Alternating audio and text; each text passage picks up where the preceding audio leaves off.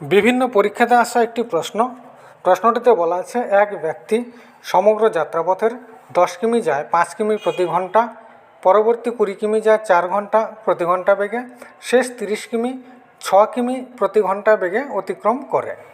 সমগ্র যাত্রাপথের গড় গতিবেগ কত? এই প্রশ্ন থেকে আমরা প্রথমে 10 কিমি রয়েছে, 10 কিমি যেতে সময় লাগবে কতটুকু? আমরা দেখছি 1 ঘন্টায় 5 কিমি যায়, সুতরাং 10 কিমি যেতে সময় লাগবে এখানে 2 ঘন্টা।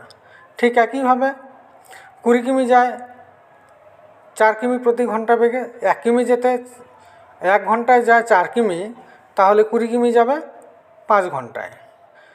ঠিক একইভাবে 6 কিমি প্রতি ঘন্টা বেগের 30 কিমি যেতে সময় লাগবে 5 ঘন্টা, 1 কিমি যেতে সময় লাগে 6 ঘন্টা, 30 কিমি যেতে সময় লাগবে 5 ঘন্টা। তাহলে আমরা মোট সময় আমরা এখানে পেলাম। এবার গড় গতিবেগ নির্ণয়ের ক্ষেত্রে আমরা জানি যে মোট দূরত্বকে সময় দিয়ে ভাগ করলে আমরা গড় গতিবেগ পাব। ওপরে আমরা মোট দূরত্ব লিখব, নিচে লিখে নিব মোট সময় ভাগ করে নিব। মোট দূরত্ব প্রশ্নের মধ্যে এখানে 10 কিমি 20 কিমি আর 30 কিমি আমরা পাচ্ছি। 10 কিমি 20 কিমি 30 কিমি যোগ করব, যোগ করার পর আমরা মোট সময় 2 5 5, এখানে আমরা মোট দূরত্বকে যোগ করলে আমরা 60 কিমি পাই, সময়কে আমরা এখানে 12 ঘন্টা পাই।